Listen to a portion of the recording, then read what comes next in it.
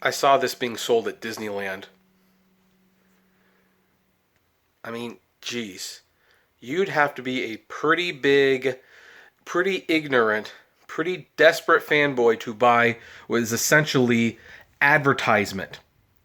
To think that someone's actually going to pay money to advertise Disney Plus for Disney. Like, not even let it be given away to them, just pay for it. Let's start today's episode.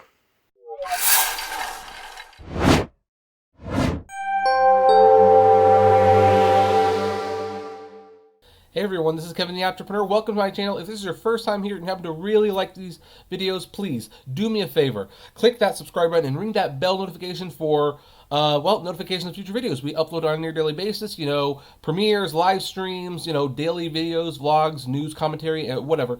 And you will want to be notified of when those videos go up. So then, I wish I could say I was joking. I wish I could say this was a free shirt, but no. I actually did spend $12 for this at Disneyland. Thankfully, it actually seemed to be discounted, but, I kind of realized, why not? Makes sense. I mean, maybe a theme going on from now on is I'll wear the shirt of whatever company I'm talking about. That might be kind of fun. But anyway, Disney Plus.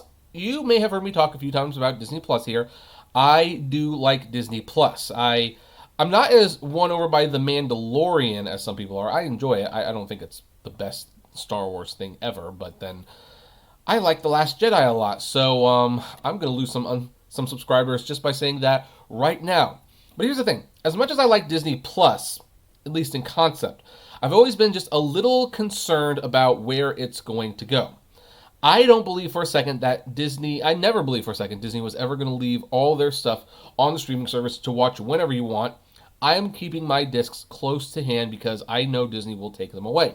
And in fact, we have the first wave of that. As you can see right here from Collider, Disney Plus removes Home Alone and Home Alone 2 without warning or explanation.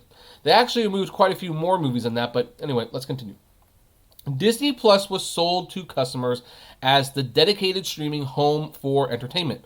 From Disney, Pixar, Marvel, Star Wars, National Geographic, and more, bringing you the opportunity to relive favorites with unlimited access to thousands of the Disney movies and shows you love, now available for everyone to enjoy.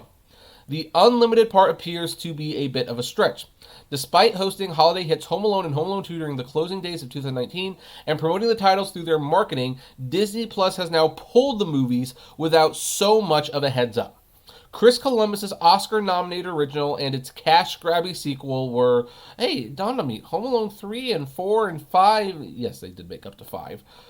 They're not on here. I think they might have made Home Alone 6, so yeah.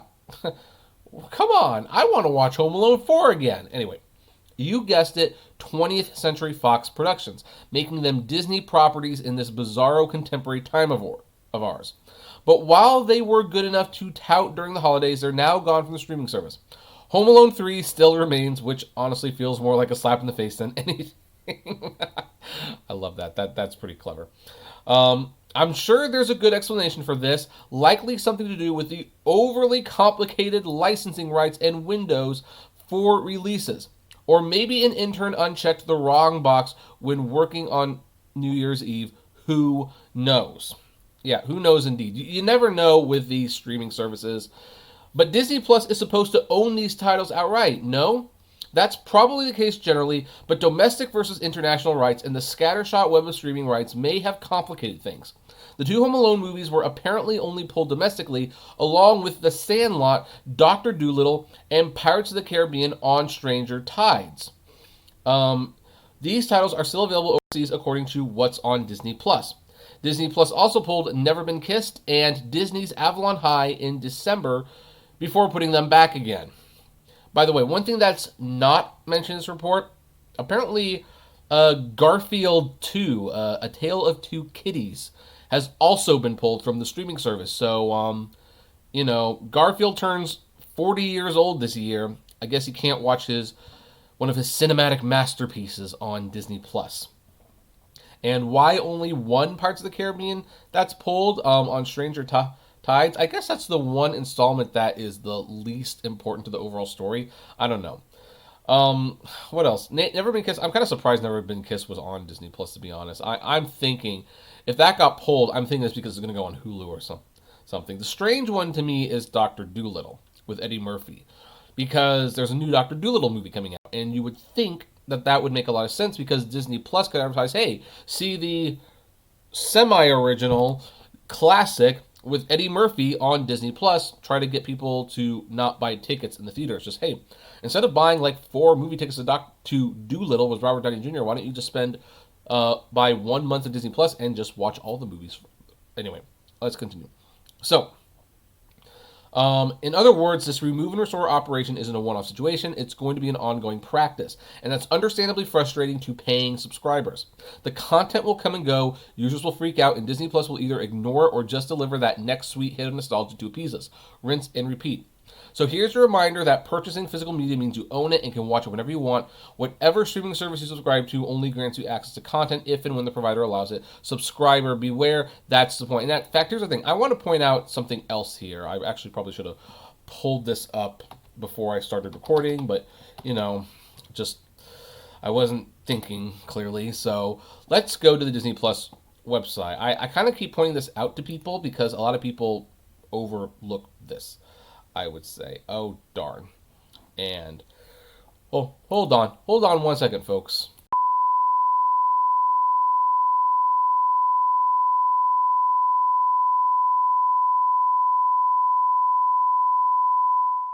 All right, sorry for those technical difficulties. Anyway, we are back, and Chapter 8 of The Mandalorian streaming, and Togo, The Untold True Story. I've heard good things about Togo, actually, but anyway, I like to point this out because some people don't believe me when I say, hey, this stuff isn't going to be here forever. They're like, no, they promised it would all be there, and it's going to be there forever, and I can get rid of my discs. No.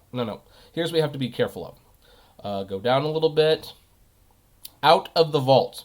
They have a section called Out of the Vault. What do you think Out of the Vault actually means? The Disney Vault is, as some of you are probably aware, but some of you might not be, Disney's practice of creating artificial scarcity. They release a movie for a certain amount of time, and then they would pull it for like 7 years so that after a new generation of kids come around, they can either sell another movie ticket or another DVD or Blu-ray. Well, here's the thing.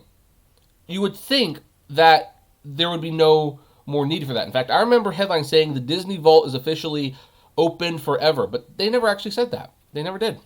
And look right here, Out of the Vault. There is a section for Out of the Vault. I believe movies will continue to be pulled, and they will be put in the vault, and they will cycle through the vault, which means you will almost always want to have a Disney Plus subscription service. Now, granted, they probably won't keep them in the vault quite as long.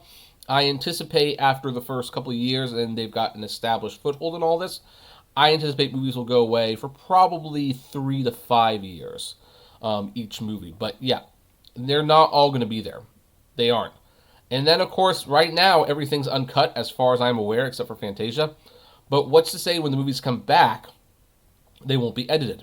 Because that's still a contentious thing. Like, some of these older movies have some racially sensitive elements, to be kind. And Disney found a good compromise. They put like a little warning there, but a lot of people say the warning's not enough. And how many letters does Disney have to receive? How many complaints do they have to receive before they decide it's just not worth dealing with anymore? So right now, Sleeping Beauty, Bambi, Little Mermaid, Jungle Book, Cinderella, Lion King, Aladdin, Beauty and the Beast, Fun and Fancy Free, Sword and Stone. So pretty much they just listed all the Disney animated classics here, or most of them anyway. But how long they're going to be there? Who knows? Just keep in mind, though, even Home Alone got taken away. Now, I will just say one more little thing in defense of Home Alone. I actually kind of anticipated Home Alone to be the first thing to go from the service. It's not because I felt Disney was being particularly cruel to Home Alone. However, I kind of felt all the Christmas movies would kind of get pulled during the non-holiday season because that would be like a good little way to recreate the 25 Days of Christmas on Freeform, except on Disney Plus. So I kind of assumed this would happen, but it was a very, very... They didn't like remove the Santa Claus movies, the Muppet Christmas Carol, or One Magic Night. They didn't do any of that. So I don't know. Maybe there's just some rights issues going on. But this is a reminder. Hold on to your discs. Keep them close and tight because you never know when your stuff is going to leave the service. But anyway, that's where I'm going to leave it. What about you folks out there? Does this make you upset? Does it do not care? Are you even Disney Plus subscribers? I would love to know. So comment below, like, favorite, share, subscribe, and as always, flame responsibly. Have a good one.